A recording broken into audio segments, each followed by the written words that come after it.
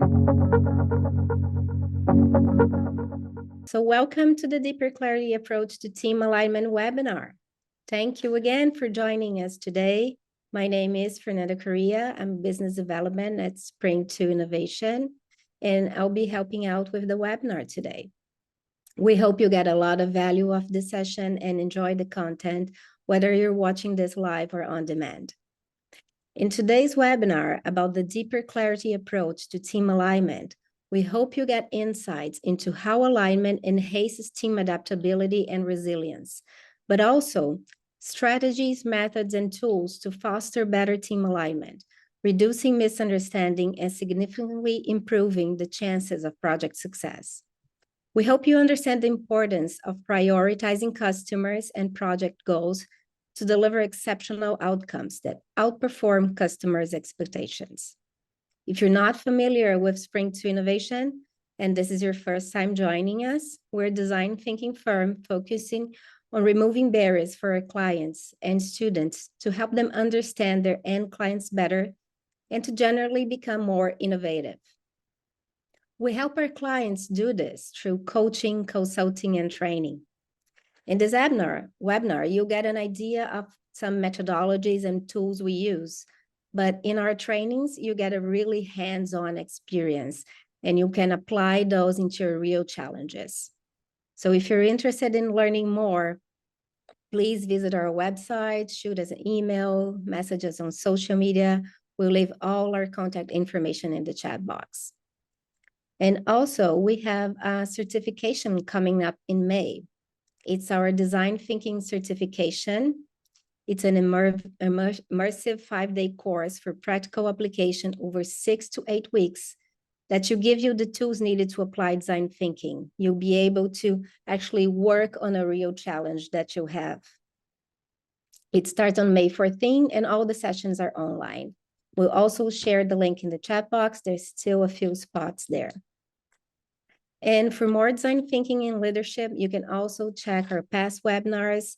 We've been doing monthly webinars, our YouTube channel, our blog, lots of great content there. And we'll leave all the contact information, all the links here in the chat box. And to talk about team alignment today, we'll have Nilofer Erdebil, founder and CEO of Spring 2 Innovation.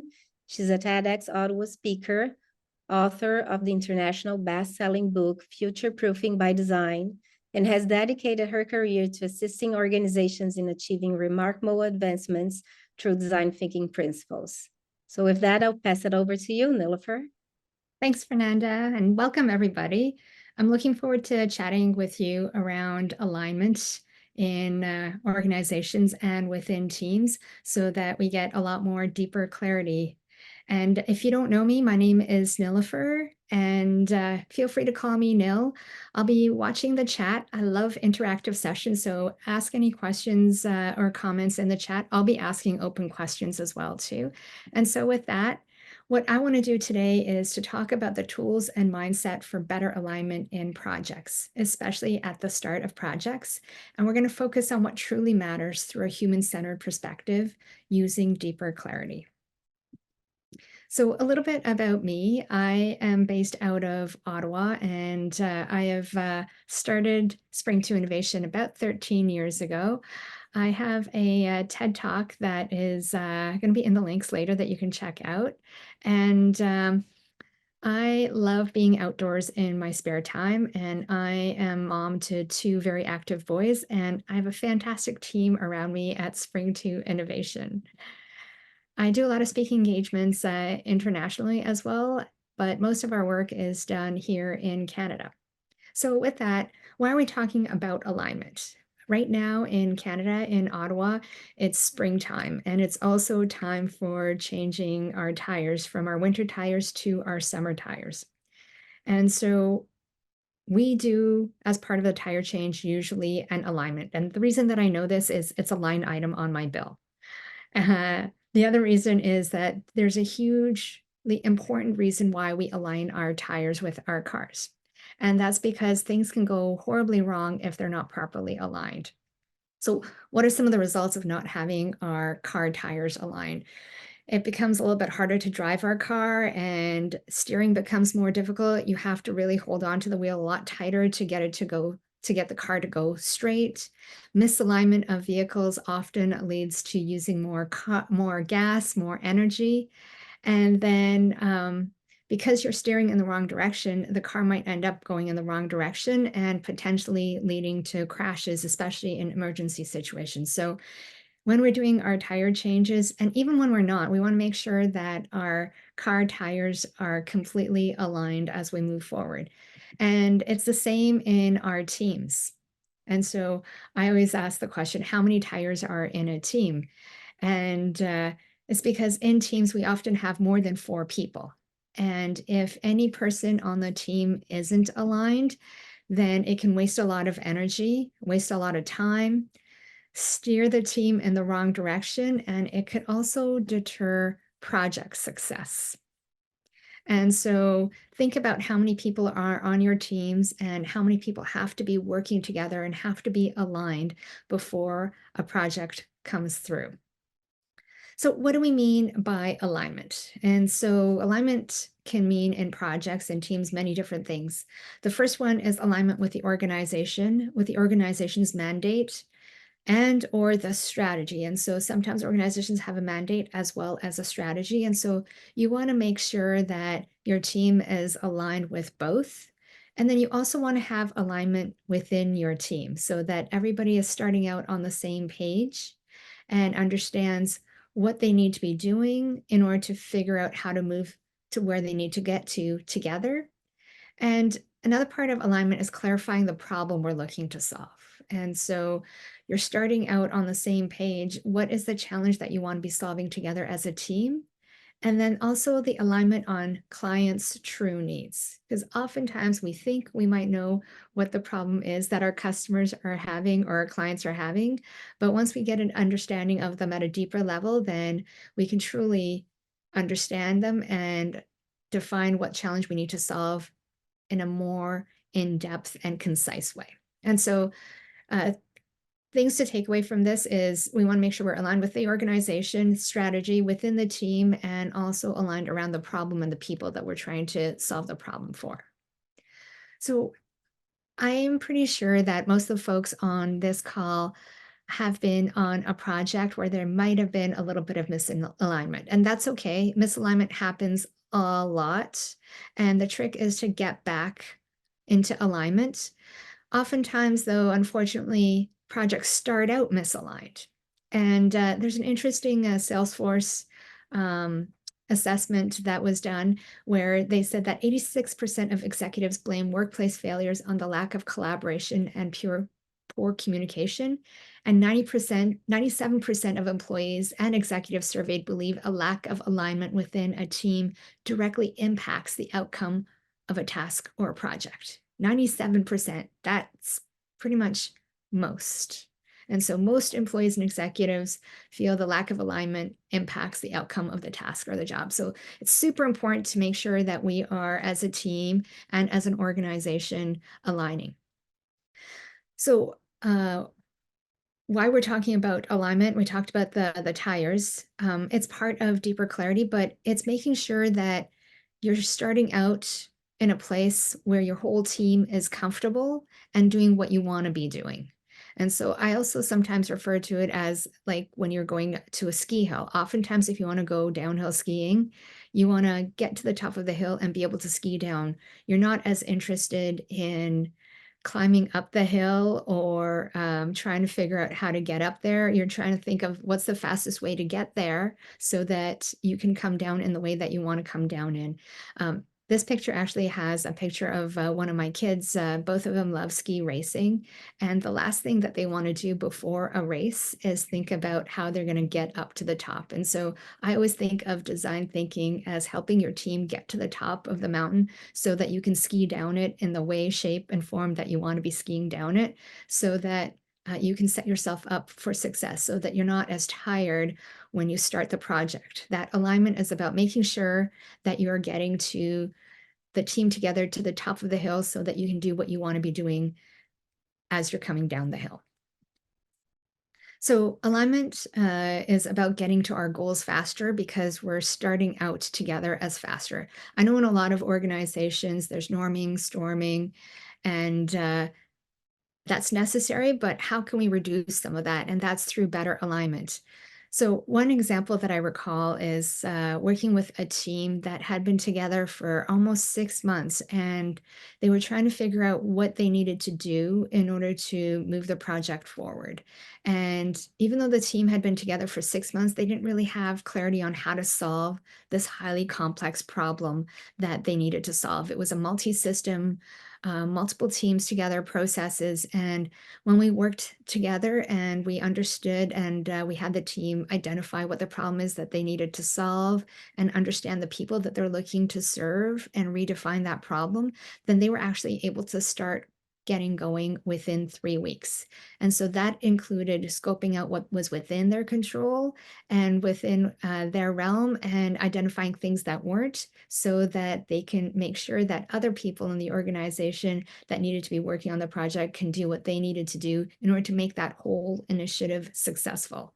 And so alignment is a great way of getting to the team together onto the same page and getting to the goals faster because you're not spending as much time in those cycles thinking through what does success look like for you and for your team.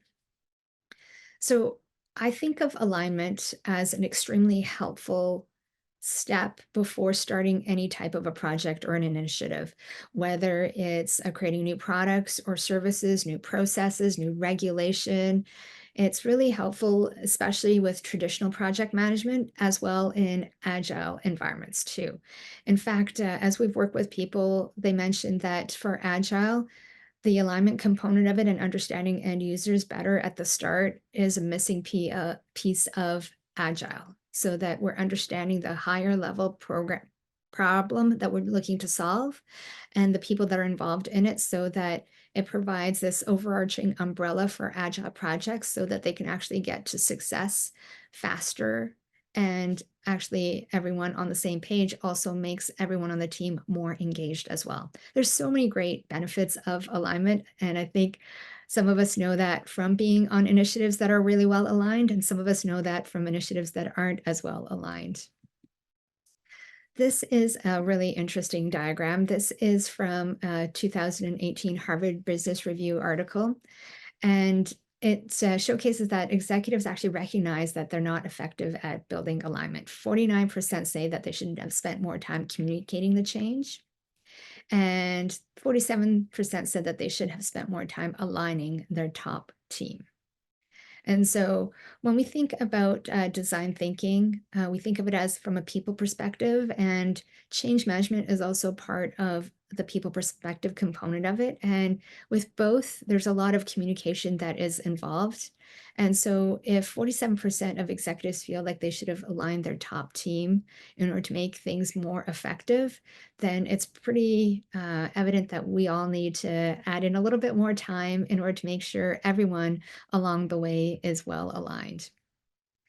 And your tools also have to be ready. And so for me, I forgot to mention early on that I actually really love figure skating. I got back into adult figure skating about 2 years ago. And so I really love the parallels there are with sports and with what we're doing in our work environment. And so one of the tools that I have in skating that's essential to have aligned are my skates and my skate blades. And so my blades need to be aligned and sharpened. And when the blades are misaligned, I usually can't go straight. I'm kind of veering towards one side or another, and it takes so much more effort to go straight. When I'm doing spins, they're usually off. Sometimes I end up falling in a spin, or I fall when I'm skating, which isn't typical. And I find when I do fall, when I'm just doing some basic skating, is the most unexpected and also the most painful crashes. And so even when my blades are dull, then my spins are off, I skid across the ice, or I can't stop. And sometimes that does lead to me falling as well too. And so when I talk about alignment, it's aligning the team initially, and then it's also very iterative, going back and making sure along the way that your team stays aligned so that you have sharp edges and everyone on the team is staying on the same path and understands what needs to be done. This is also extremely important as you bring on new team members, is to get them aligned with the rest of the team so that they're also able to help you steer your car in the right direction. So what are the first things that you would do when you're starting out a project? Maybe we can do a poll for this, or if people want, they can write in the chat. And so when you're thinking about a project, what's the first thing you do when you're starting out a project? Hire people into roles, build a team, create a project plan, create a business plan, or is it something else? And if it is something else, please feel free to write in the chat. I'll give you guys about 5 more seconds for this one. Is what's the first thing you do when you're starting out a project? Hire people into roles, build a team, create a project plan, or create a business plan. And if it's something else, please write in the chat. I'm just going to open up the so in the chat under other, we have define the problem and the goal. That's really good. I love that. So maybe it might be a good time to close off the poll. Another comment in here was check the budget. Another comment is understand the user's expectations. Oh, those are all really fantastic. Yeah. Yeah, those are all part of it. And it's not like we can do one or the other. It has to happen all at the same time. And so we need to be able to build a team and at the same time think about what the budget is, define the problem and the goal, and understand users' expectations. And then from there, we can create the business plan, the project plan from there as well too. And so when I look at the poll results, most people voted 31% create a project plan. And so as part of that project plan is making sure that we have that budget, defining the problem and the goal, and understanding the expectations. Often in organizations, we also want to think about how much time we're taking up front. And so how long does it take from a project being approved to the team starting work? I think that depends on the level of complexity of the projects and the number of people that are going to be part of the team. As we're starting a project, planning is very vital to it. But sometimes people feel like there's way too much time spent on planning rather than delivering. And so where do you spend more time, starting to plan or starting to deliver? And I would say in my experience, because they're highly complex projects, you need to spend a good chunk of time planning. I think especially with multiple teams working together, starting to deliver, you need to get there fast, but without the proper planning, it's really hard to start a project in the right direction and have everybody aligned. And so I really emphasize making sure that people are starting out and spending more time on the planning part of it before even thinking about the delivery. So what are the different steps in alignment? And a few people alluded to it in the chat. First step is determining what challenge we're looking to solve. And so I think a lot of the time, whether it's been handed down to us or it's part of the mandate or the strategy, there's a reason why our team was brought together. And so let's identify what that challenge is that we as a team are looking to solve. And then number 2 is identify what success looks like or what done looks like for the team. And this is making sure that it's almost like we're putting in GPS coordinates. First, we need to understand where we're starting from and have everybody at the same starting point in order to make sure that we're all getting to the same endpoint. And so determining what that challenge looks like is our starting point for our GPS coordinates, and identifying what success or done looks like is the endpoint in terms of what we get to look forward to getting to at the very end of the day. And identifying what success looks like, we'll get into a little bit more detail of it too. It doesn't have to necessarily be specific, but an idea of where you need to be, what done looks like for everybody, so that everybody knows that they're going in the right direction. So the first step that we talked about is identifying the initial challenge and what is the problem that you want to be solving. And so this is where we want to make sure that we're aligning on the mandate and the strategy and aligning on the initial challenge. And so with the initial challenge, it provides consensus on the purpose and the objective of the project itself. And it does connect with the mandate of the organization, department, and the team. And it's fascinating in organizations when a team is pulled together and I ask, well, what do you think the challenge is that's happening within your team? There's a whole bunch of things that are listed. And oftentimes uh, it could be as many as a dozen problems, and communication comes up quite frequently as an initial challenge. And so with deeper clarity, it's about getting to what is the actual challenge that the team needs to solve, and then what are some other challenges that have been evolving because that initial challenge hasn't been properly identified. And when we're doing alignment within teams, we want to make sure that we are able to state it in 3 sentences maximum, what the challenge is that your team is looking to solve. I find it's really easy to spend a lot of time in explaining what our challenges are. And it's so much harder to condense it down into 2 or 3 sentences. I often think of it as packing for a trip. It's a lot easier to just throw a whole bunch of things into a luggage and then figure out what you want to wear when you get there. And it's much harder to select the exact pieces that you want to take on your carry-on that's going to last you the week than throwing stuff into the luggage. There's a lot of advantages to both, but if you start and take that time to figure out in a concise way what your challenge is, then you're going to be traveling a lot lighter.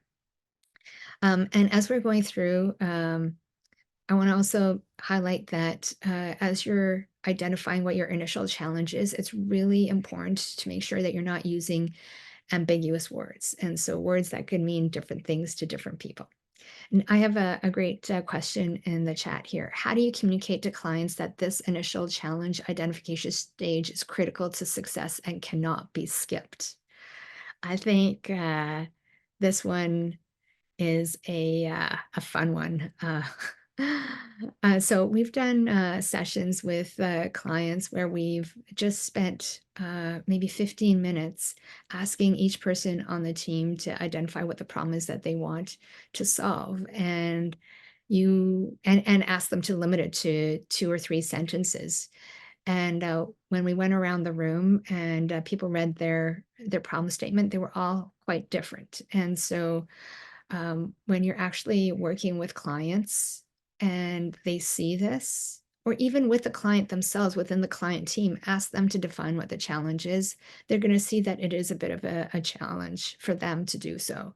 It seems really weird. We should be able to identify what the challenge is, and we can in like paragraphs, sometimes pages of wording, but how do you get it concise? And that concise component of it is really difficult for us as humans, especially working in teams, because there's so many aspects that we want to include in there. But having that clear, concise written message of what our challenge is going to make our lives so much easier, because we're focusing on what's really truly important, and it's going to make it easier for us to figure out what is high priority and what's not. And so there's a lot of reasons why to do alignment and how. And so we want to focus a lot more on the why we're doing it, and then what are some things that we could do right away to make sure that our challenges and our teams are getting all on the same page. So how does team alignment enhance our teams itself? It makes teams a lot more adaptable. And I know that sounds really funny after I said that it has to be a concise description.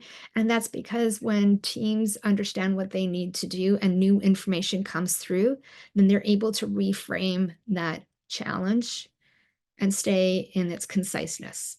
It also makes sure that the team is also resilient because they've been on the same page. Then as changes happen, they're able to focus in on what truly matters and are resilient as challenges come through, and it prepares for navigating changes. And I feel like these are all interrelated with one another. Is alignment is a lot about making sure that as changes come along, your team is adaptable and resilient to these changes. And sometimes that means changing what the problem is you're solving, and sometimes it means sticking to the challenge that you've assigned to be able to solve as a team and stay aligned. So how important is collaboration? And so within teams, I think we all know that everyone has a different role to play within the team, within organizations. But how do you get teams working together a lot more?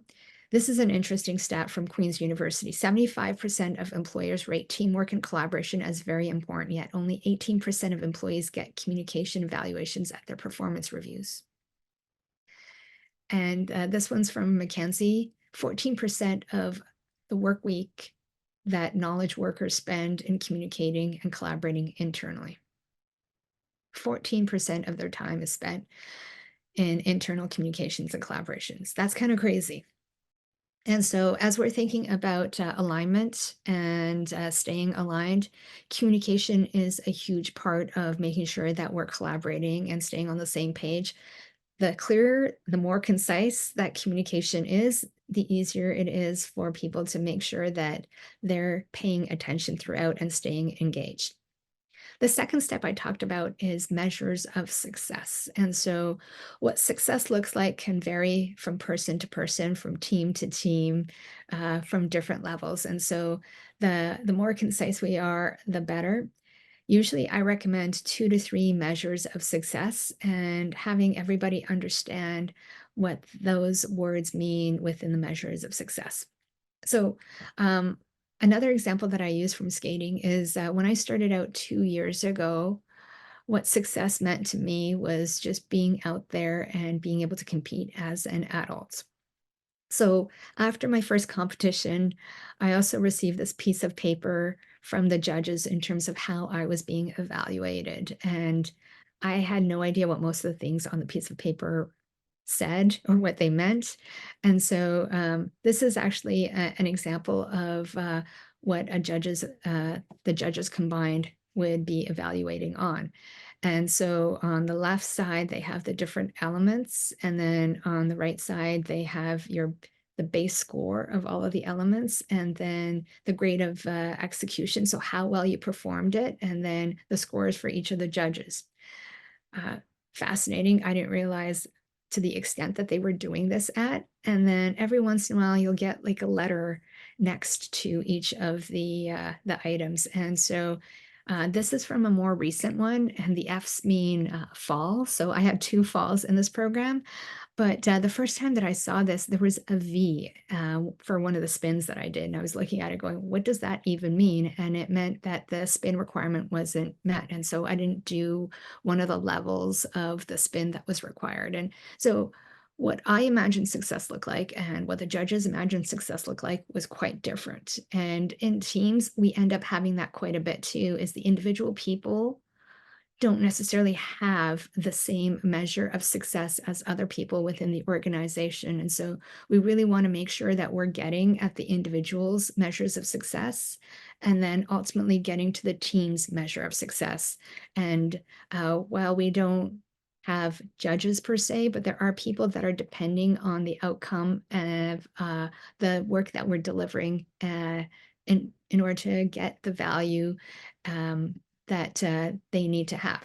And so, like I said, for skating, my goals weren't about getting high marks, but at the end of the day, someone was judging. And for business, there's usually people that are evaluating how we're doing, what we're doing, if it had the level of impact that we wanted to have. And so when I work with teams, I recommend to have at least 2 to 3 measures of success for a project. And so those could be KPIs and benchmarks. As long as you're thinking about what does that success look like? What is the desired outcome you want to have? What's the vision of the finished product? Because at the end of the day, everyone wants to have a positive impact on our end users. And so what does that success or measure of success look like? And one or two words make a whole bunch of difference in terms of where that success is going. I know not that long ago, we worked with a team with 3 members that had been working together for over 2 years. And so 3 team members that got along really well, that really want to have a positive impact on their users. They were super hardworking and dedicated and engaged. And we spent a little bit of time identifying what their challenge was. And then I asked each of them to write down what they felt the 3 top measures of success were. And among 3 people, they came up with 8 different measures of success.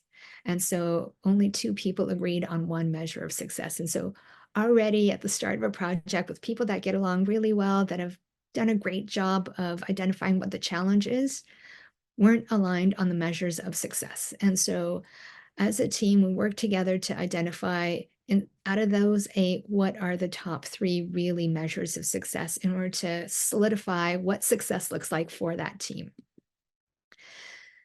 Now, there's actually a number of mindsets that you need for alignment. And so with deeper clarity, there's different phases. The first phase is the alignment. Second phase is around discovery and understanding end users. And then the third phase is about reframing the problem. And then the fourth phase is prototyping and testing. The first phase around aligning and understanding shared goals and defining what success looks like needs a very collaborative mindset. And so everybody working together to identify the problem and identify the measures of success.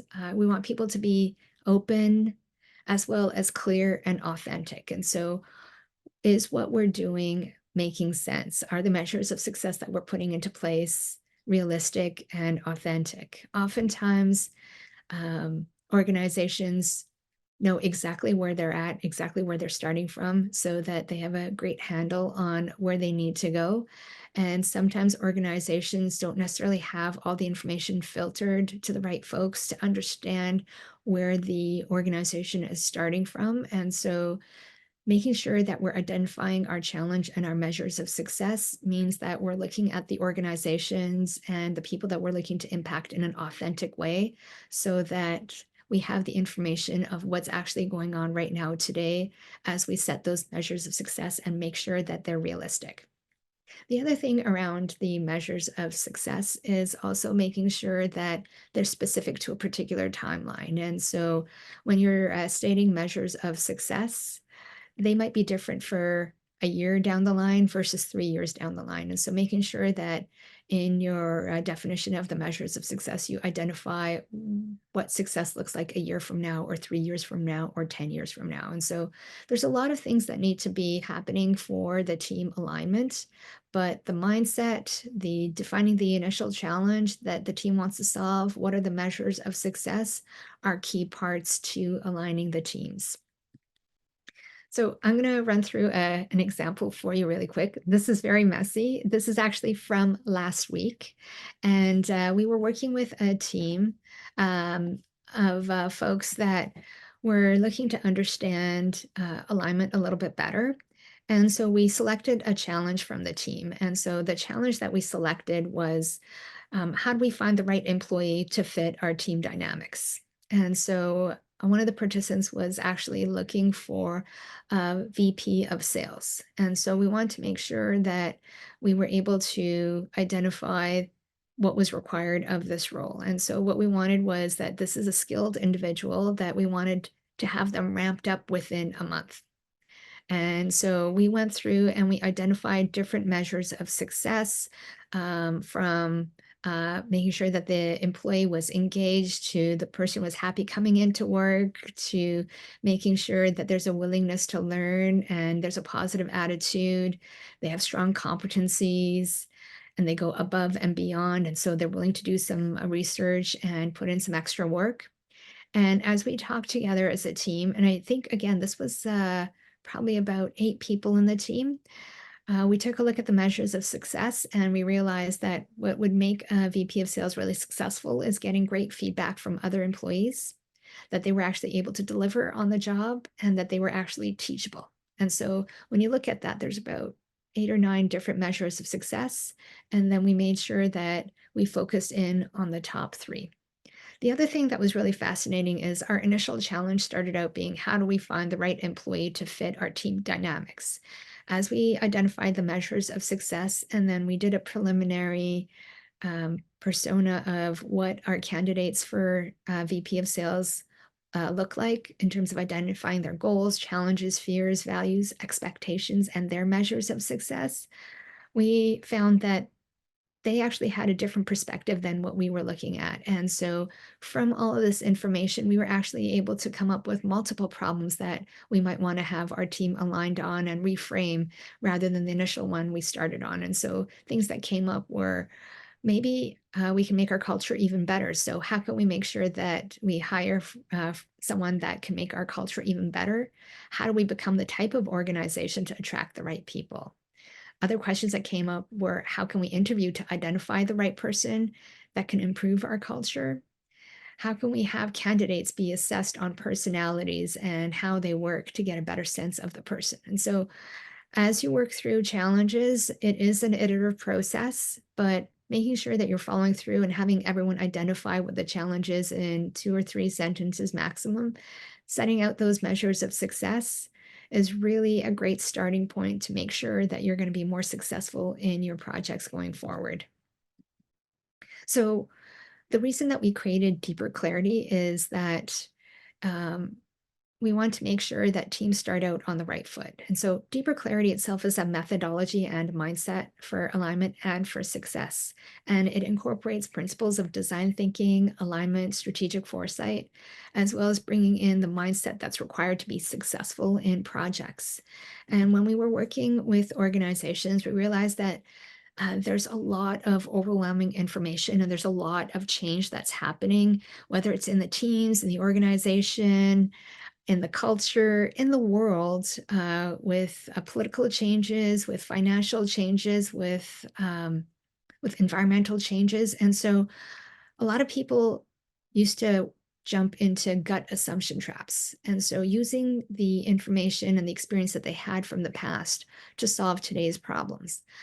But because there's been so many changes, we can't use our gut assumptions anymore. And there's more and more information coming at us. And so we want to make sure that we're escaping the gut assumption trap by making sure that the team is getting more clarity and alignment, understanding our customers better, and making sure that we're open and authentic in terms of where we're starting out as a team.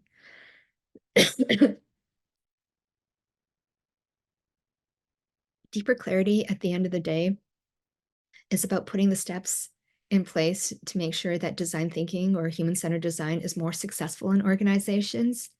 And in a lot of our design thinking training, we do put in alignment as part of our training. But if you want some help in doing the work with your teams, we also have Deeper Clarity Solutions where we work with you collaboratively so that you can learn and get the work done yourself. When we look at what are the different steps of Deeper Clarity, the initial identification of the problem, as well as the measures of success, how will you know that the problem was solved successfully, are right at the front before you go into the empathize phase and then understand your customers better and then define what the problem is and then come up with ideas, prototype, and test, keeping in mind that it is iterative. And so if you want to understand Deeper Clarity and alignment more, we do have our level 1 training, our 1-day training, as well as our design thinking certification.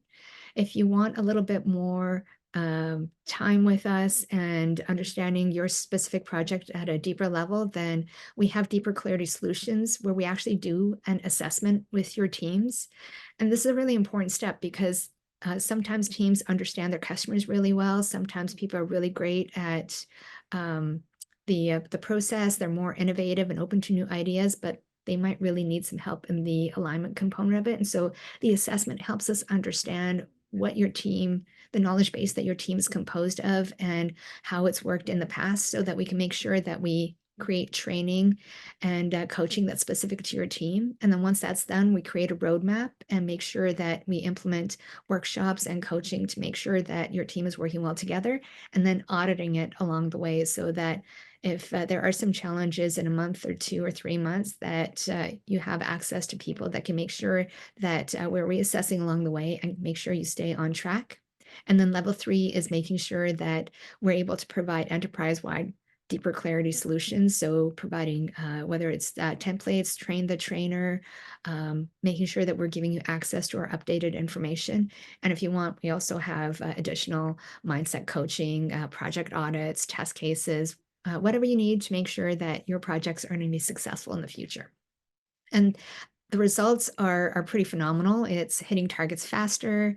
Teams are moving from ambiguity to clarity. There's sometimes clarity on new types of emerging customers, and teams are more focused and working collaboratively towards the same outcome. So they're more client focused. And so, yeah, we can definitely share some references and resources to studying the gut a little bit more too. Yeah, it's a very fascinating area because I think a lot of us come into projects with our own experiences, and our guts tell us, our intuition tells us different things, but it's usually based on past experiences. So it's a lot harder to make sure that we're all on the same page as we're making decisions if we haven't spent that time in the alignment component of it, and if we don't have a process for making decisions as we go through the projects as well too. And so as you're thinking about deeper clarity and getting into alignment, there's different types of initiatives that this can be applied to at the start of any project, whether it's traditional or agile. It's fantastic for innovation as well, creating new products, services, processes, policies, regulations. Fantastic for customer experience and employee experience, which are both really closely related. And then for digital transformations, as you're bringing in technology, what's the problem that that technology is looking to solve? Who are the people that are going to be using it and you want to create an impact for? And sometimes in organizations, it's part of digital transformation because it means people are going to be doing their jobs differently as well. And so how do we understand those folks and make it a little bit easier for them? And I mentioned earlier too that deeper clarity and change management go really well together. If you've done a really good job at the start of alignment, understanding your customers better, doing some prototyping and testing, you actually are going to need less change management as the project goes forward. And if I have to say, the last thing is make sure that you're iterating.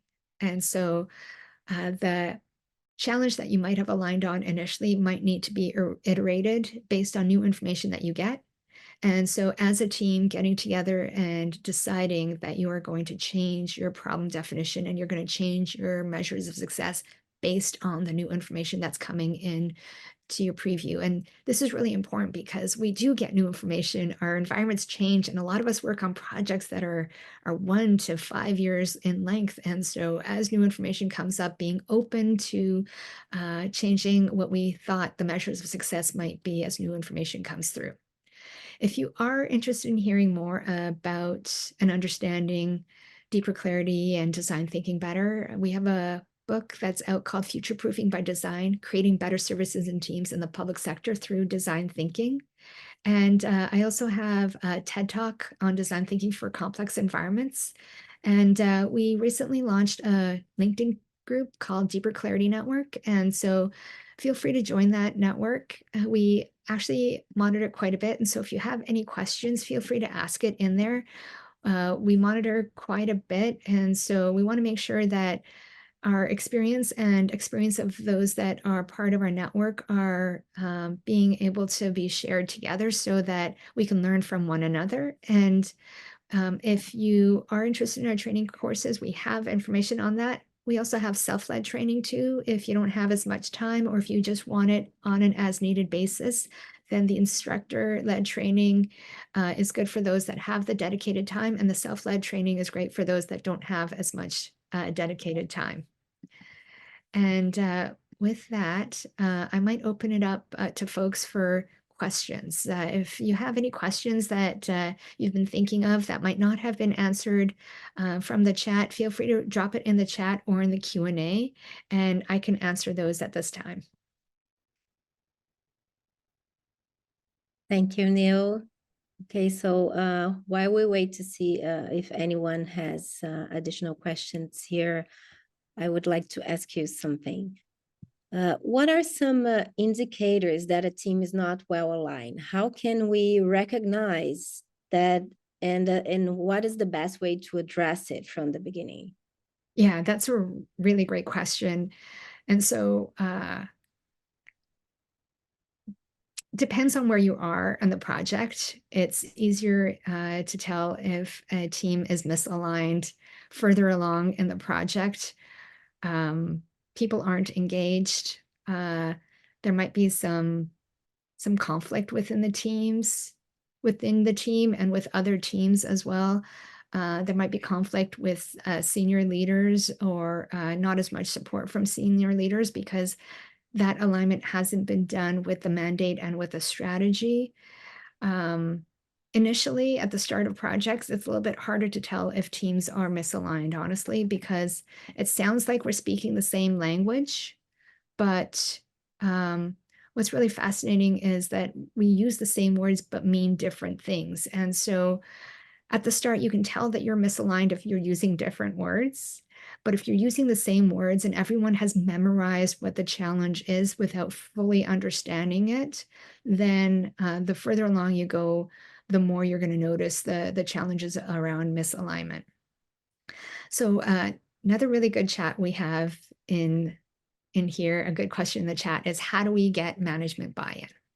Yeah, so this is definitely a difficult challenge for so many, and it's a question that we get often. When your challenge is aligned to the mandate of the organization as well as aligned to the strategy of the organization, it is a lot easier to get alignment. Sometimes that's not enough. And so for getting buy-in from management, I also love doing personas of management or senior leaders to understand what are their goals, what are their challenges, as well as what are their expectations and measures of success, and ensuring that at the start, especially, or even as we're moving forward, that what we're doing also aligns with the interests of our management. And usually there is a tie-in. It's just spending that time understanding our managers and finding out what that tie-in is and being able to articulate it to them is really helpful. Any other questions we have for the participants or that we might have gotten beforehand? Oh, here's one in the Q&A. Yeah, in the Q&A.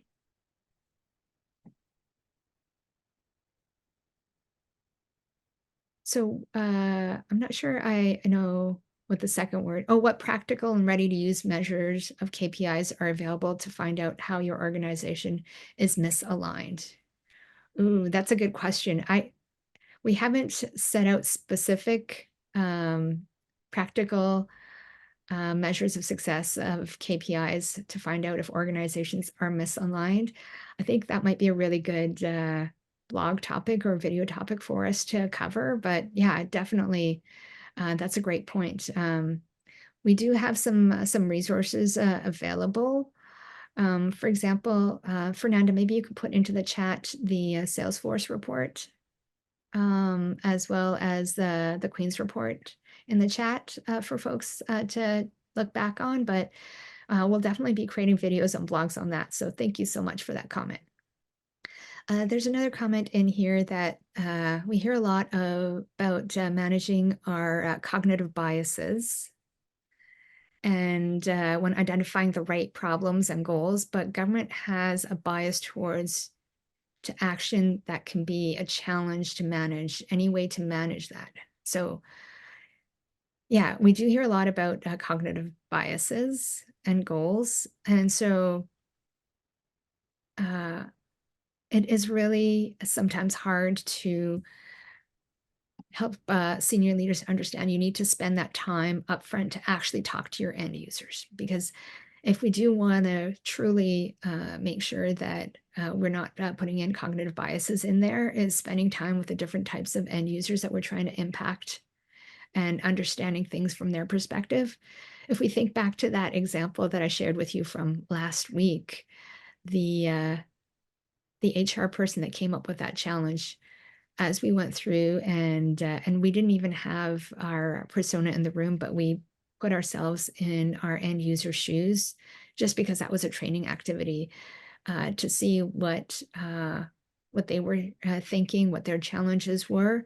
Just from doing it that way, they were able to understand the biases that they had going into even identifying what the challenge was and into the measures of success. And so initially, they were thinking that it would take 1 month for this VP of sales to ramp up.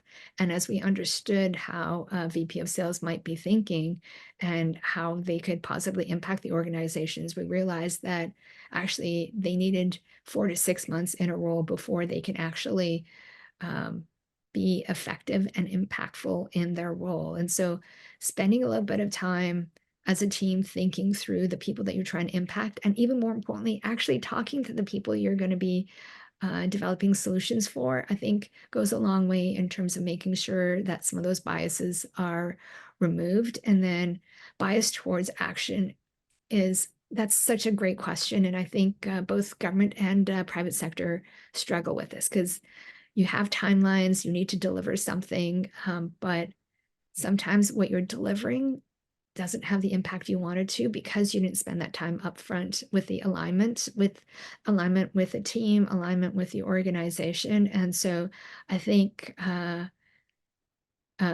you're talking to senior leaders and explaining to them that you need to spend time understanding the clients, sometimes showcasing what's worked with parts of the organization that have spent that time up front and how they were able to be more successful helps out. And sometimes also showcasing when initiatives didn't take the time to align and understand their end customers and it didn't go as well, really helps us as well too. But yeah, that's such a great question and one that both private and public sector really struggle with.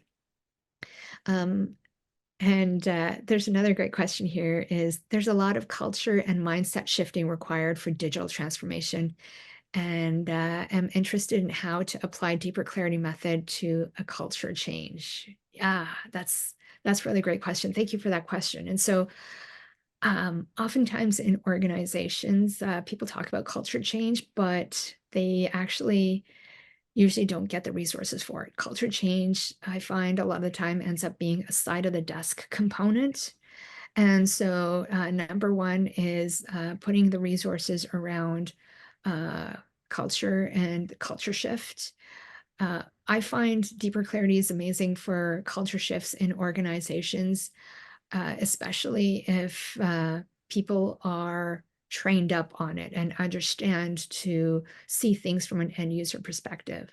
And I often say, once people see things from an end user perspective, it's really hard to go back. And so having everyone in the organization have that same understanding of the process and the mindset that's required, I think is super helpful. And then following through, especially with the executives supporting that it is a different way of looking at challenges and spending more time up front really contributes to the culture shift starting to happen faster than you would think. And then I really believe in grassroots as well as a project at a time. As projects are successful in shifting their mindsets and getting to better outcomes, I think that's going to be really important.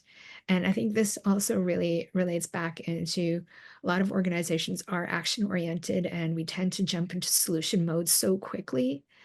And when you do pull back, it makes such a big difference. And so constantly making sure that people are staying in that problem space and understanding the methodology and the mindset shift that has to happen is going to impact the culture change. Yeah, any other thoughts or questions? I think we're almost near the end. We have maybe time for one more question.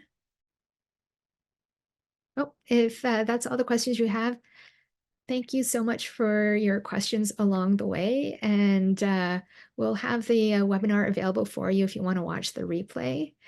And if you have any other questions, feel free to join our LinkedIn network. Let me just switch back to that slide. And so if you want to take this QR code, and join the Deeper Clarity Network. We'll be on there answering questions. And I really want to thank you guys for your time. Fernanda, any other closing thoughts? No, I think that's it. Thank you so much. And thank you everyone for participating. I think it was great. Thank you for joining us today. And yeah, for those that join late, we will send the email with some resources and the recording of the presentation. We'll have another webinar in a month in May 29. So we'll be putting some information on that soon. So keep an eye on our social media, or you can subscribe to our newsletter to get all the information. And please remember to answer the survey at the end. We would love to hear your feedback. And thank you once again for joining us. Thanks, everyone.